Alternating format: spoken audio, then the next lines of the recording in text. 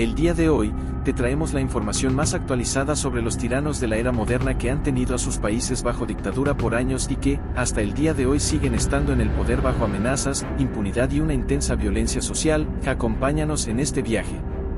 Las dictaduras actuales son sistemas de gobierno en los que el poder está concentrado en una sola persona o en un grupo pequeño, sin separación efectiva de poderes ni mecanismos democráticos. En este tipo de régimen, se restringen severamente las libertades políticas, la libertad de prensa y los derechos humanos. La oposición política suele ser suprimida, y los procesos electorales, si existen, carecen de transparencia y justicia. Pero, ¿cómo llegan al poder estos personajes? ¿Qué perfil tienen en común? ¿Es posible derrocarlos?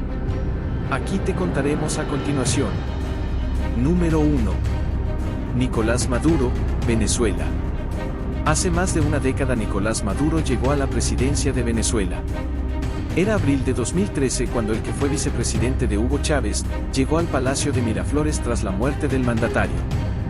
Lo hizo luego de unas cuestionadas y reñidas elecciones en las que venció al candidato de la oposición, Enrique Capriles. En ese entonces, también sonaron los reclamos de la oposición que denunciaban fraude y cuestionaban la legitimidad del nuevo presidente electo. También los países se dividieron entre los que aceptaban, y los que no, los resultados de la oposición. La presidencia de Maduro comenzó en medio de un ambiente de tensión y controversia. Ya el país enfrentaba desafíos económicos con una inflación creciente. En medio del debilitamiento económico que sufría el país, los problemas sociales y el aumento de la inseguridad, el 12 de febrero de 2014, se llevaron a cabo unas protestas masivas que contaron también con la participación de la oposición venezolana. Maduro ha consolidado su control sobre las instituciones gubernamentales, la Asamblea Nacional y el sistema judicial, lo que ha limitado la capacidad de oposición y el equilibrio de poderes. Su mandato ha estado marcado por una grave crisis económica, con hiperinflación, escasez de alimentos y medicinas, y una caída drástica en la producción petrolera, que es crucial para la economía del país. Ha habido informes de violaciones a los derechos humanos, represión de la oposición política, y restricciones severas a la libertad de prensa y de expresión. Las fuerzas de seguridad y los cuerpos de inteligencia han sido acusados de represión violenta y detenciones arbitrarias. La crisis política y económica ha llevado a una situación humanitaria grave, con millones de venezolanos emigrando en busca de mejores condiciones de vida. Desde el inicio de la crisis económica y política en Venezuela, más de 7 millones de venezolanos han abandonado el país, según datos de la ONU y otras organizaciones actualizadas hasta el año 2024. Los países vecinos han recibido la mayoría de los migrantes venezolanos. Colombia es el principal receptor, con más de 2.5 millones de venezolanos. Otros países de la región, como Perú, Ecuador, Brasil y Chile, también han recibido grandes cantidades de migrantes. Su gobierno ha sido cuestionado por numerosos países y organizaciones internacionales, y muchos no reconocen la legitimidad de su reelección en 2018, considerándola fraudulenta.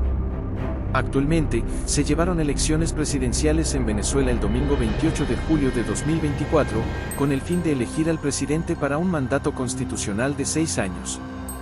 Las polémicas elecciones, que no fueron ni libres ni justas, se produjeron en un contexto en el que el gobierno de Maduro controla todos los poderes del Estado y reprime a la oposición política.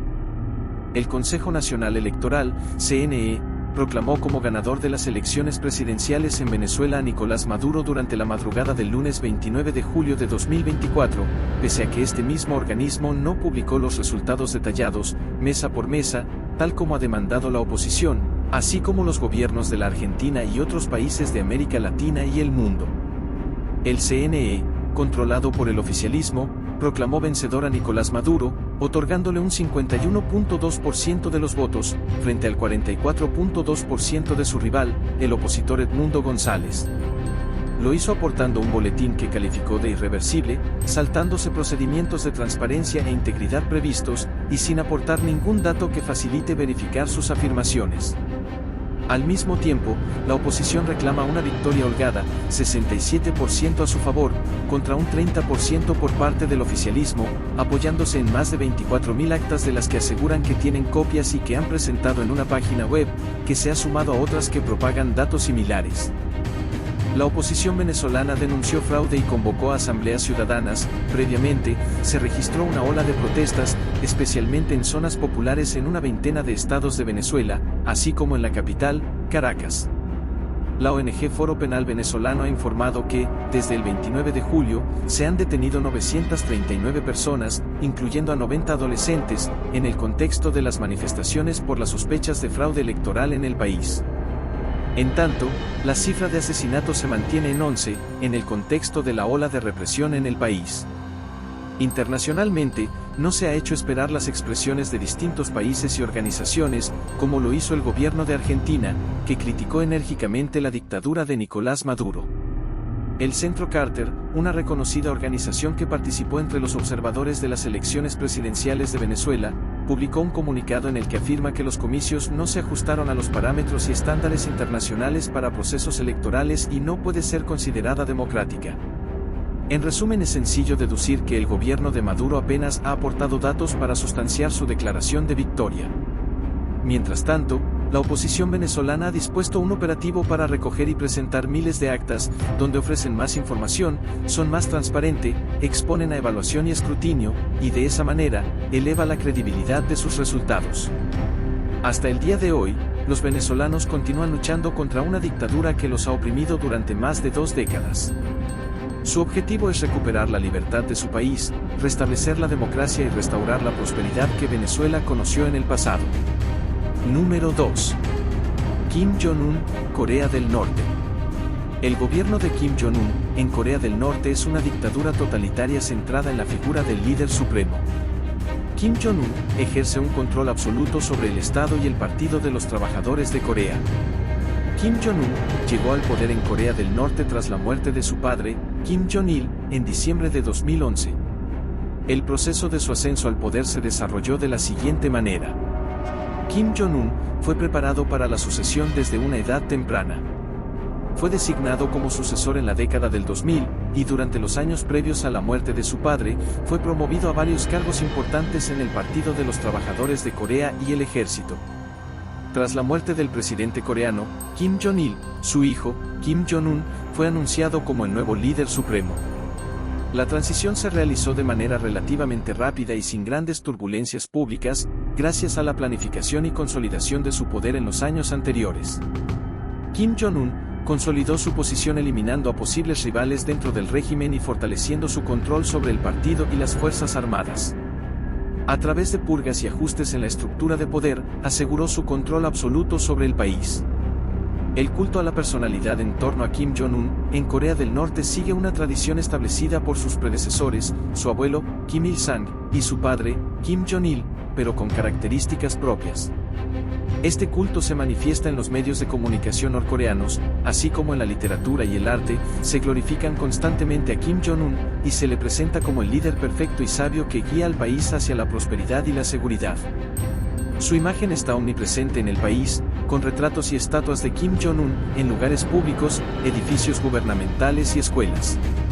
Estos se colocan junto a los de sus predecesores para reforzar la continuidad dinástica. Los jóvenes norcoreanos son educados desde una edad temprana para venerar a Kim Jong-un. En las escuelas y programas juveniles se promueve el culto a su figura y se enseña su sabiduría y generosidad.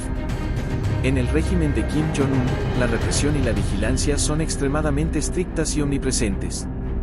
El gobierno emplea una extensa red de vigilancia para monitorear a la población.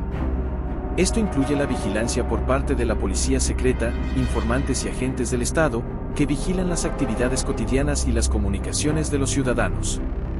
Cualquier forma de disidencia o crítica hacia el régimen es duramente castigada, y las personas sospechosas de tener opiniones contrarias al gobierno pueden ser arrestadas y enfrentarse a severas sanciones, que van desde encarcelamientos en campos de trabajo forzado hasta ejecuciones. Los campos de trabajo forzado, o campos de reeducación, son utilizados para encarcelar a aquellos que el régimen considera una amenaza. Las condiciones en estos campos son extremadamente duras, con trabajo forzado, malnutrición y abuso sistemático. La libertad de movimiento dentro del país también es muy restringida. Los ciudadanos necesitan permisos para viajar entre diferentes regiones, y el régimen controla los desplazamientos para evitar la disidencia y la fuga de información. Aunado a esto, el régimen fomenta una cultura de denuncia entre ciudadanos, animándolos a informar sobre cualquier comportamiento sospechoso de amigos, familiares y colegas. Esto refuerza un clima de desconfianza y temor constante. El régimen de Kim Jong-un sigue siendo una dictadura totalitaria, que tiene como objetivo la consolidación del poder y la preservación del control del Estado, con un enfoque en el desarrollo militar y el mantenimiento de un control estricto sobre la sociedad y la información. Número 3. Vladimir Putin, Rusia. El gobierno de Vladimir Putin en Rusia es una forma de autoritarismo con características de un régimen centralizado. Putin ha ocupado diversos cargos importantes desde el año 1999, primero como presidente y luego como primer ministro, antes de regresar a la presidencia en 2012. Bajo su liderazgo, el gobierno de Vladimir Putin en Rusia ha concentrado el poder en el Kremlin, reduciendo la autonomía de las regiones y fortaleciendo el control central sobre las instituciones gubernamentales y la economía. También se ha limitado la oposición política y se han reprimido las voces disidentes. Las elecciones bajo su mandato han sido criticadas por falta de transparencia y libertad.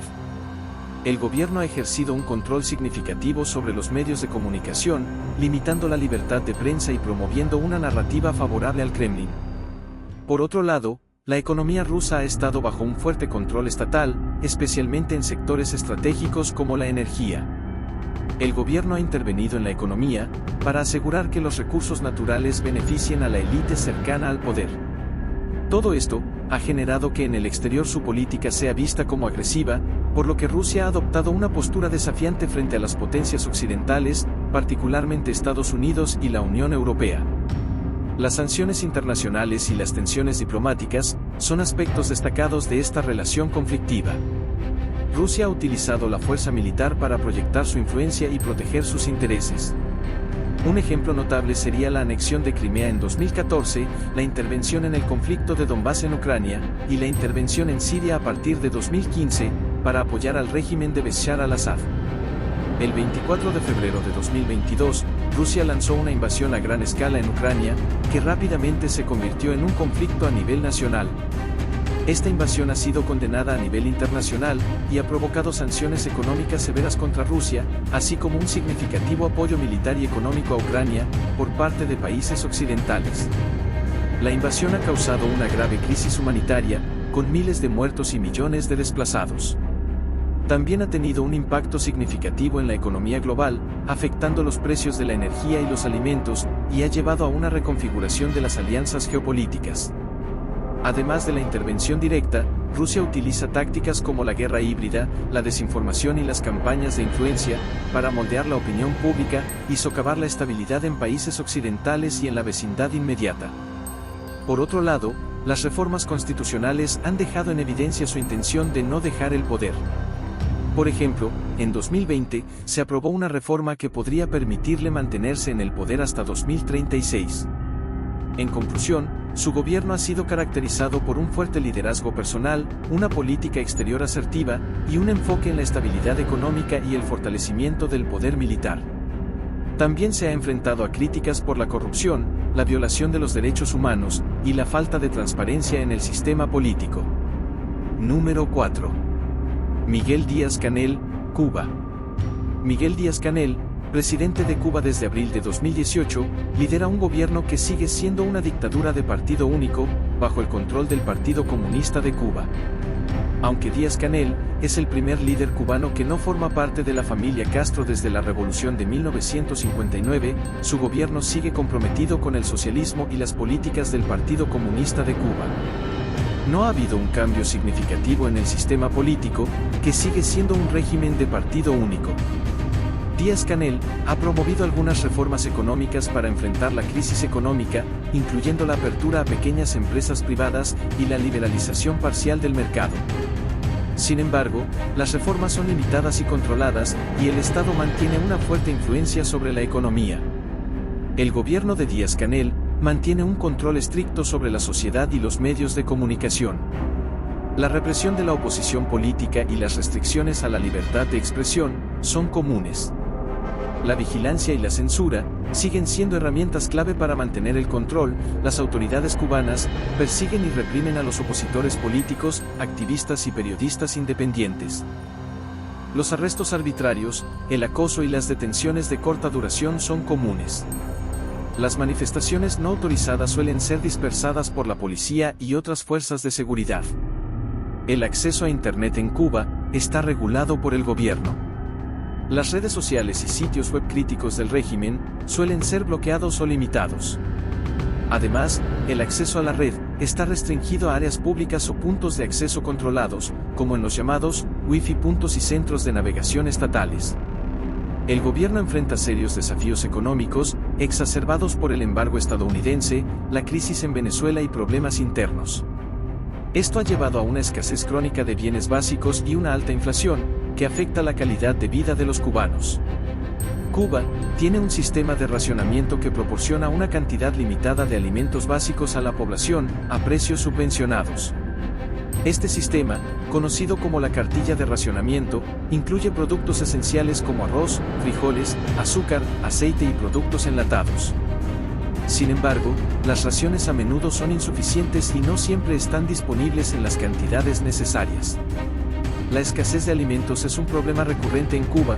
Factores como el embargo estadounidense, la crisis económica interna y problemas en la producción agrícola han afectado la disponibilidad de alimentos. Esto lleva a largas colas y a veces a la necesidad de recurrir al mercado negro para obtener productos adicionales.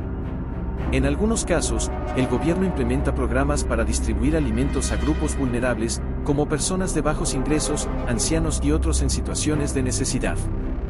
Estos programas suelen ser limitados en alcance y en la cantidad de ayuda proporcionada.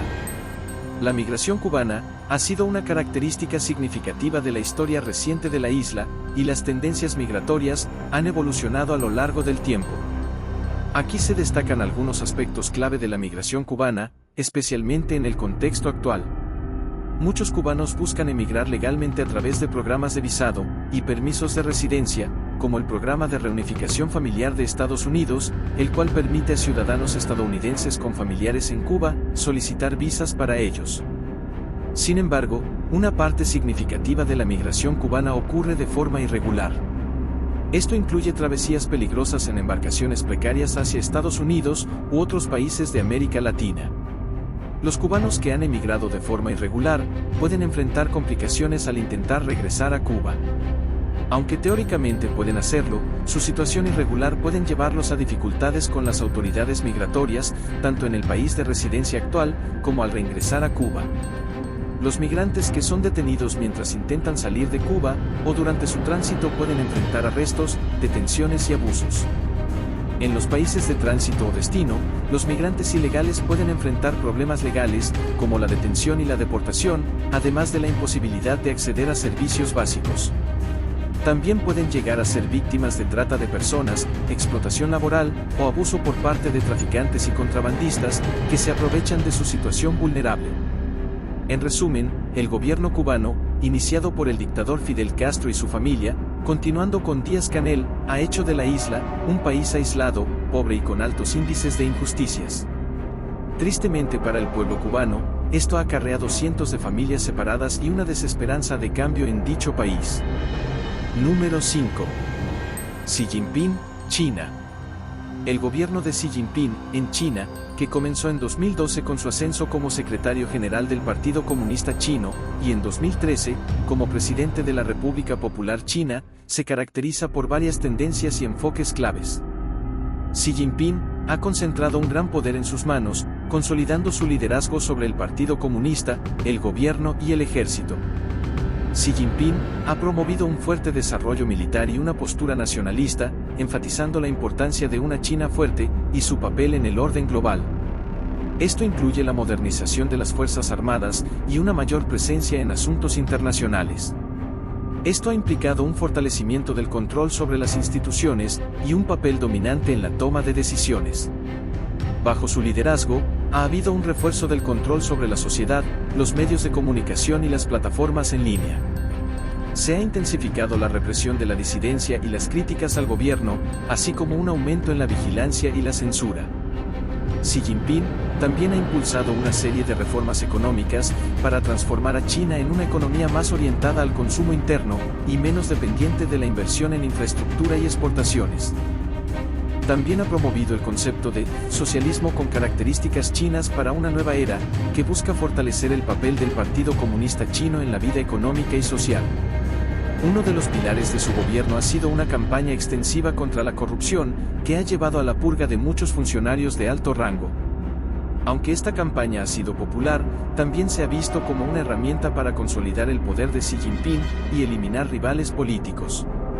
La administración de Xi Jinping ha adoptado una postura más asertiva en la política exterior, destacando la iniciativa de la Franja y la Ruta, que busca expandir la influencia de China a través de inversiones en infraestructura global.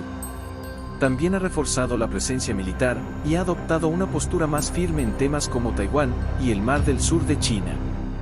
En cuanto a la ideología social, su gobierno ha enfatizado el control ideológico y la promoción de los valores del Partido Comunista Chino. Las enseñanzas del partido y de Xi Jinping se han integrado en el sistema educativo y en la vida cotidiana, y se ha intensificado la promoción del sueño chino de rejuvenecimiento nacional.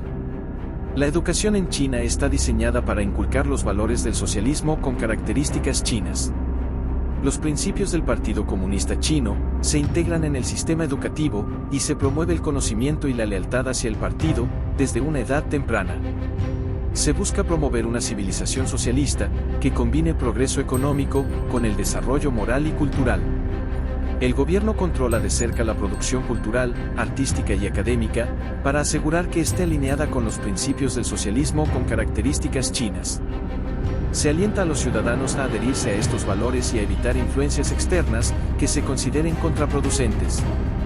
En resumen, el gobierno de Xi Jinping se caracteriza por un fuerte control centralizado, una política exterior más proactiva y una combinación de reformas económicas con una mayor represión política y social. Los dictadores actuales concentran el poder y, al hacerlo, dañan significativamente a sus países. Su falta de rendición de cuentas y represión de la oposición llevan a violaciones de derechos humanos, corrupción y deterioro institucional. La falta de control fomenta la arbitrariedad, debilita la economía y afecta la calidad de vida de la población, generando desconfianza. A largo plazo, esto provoca estancamiento económico, una migración forzada y debilitamiento del tejido social, afectando negativamente la estabilidad y el desarrollo de los países. Ahora, ¿usted qué opina sobre estos dictadores de la actualidad? ¿Cree que se puedan derrocar? Y si es así, ¿cuál cree que sea el primero en caer? Háganoslo saber en la sección de comentarios, no olvides darle like y suscribirse. Mientras tanto, muchas gracias por vernos, nos vemos en el siguiente video de Relatando Historia.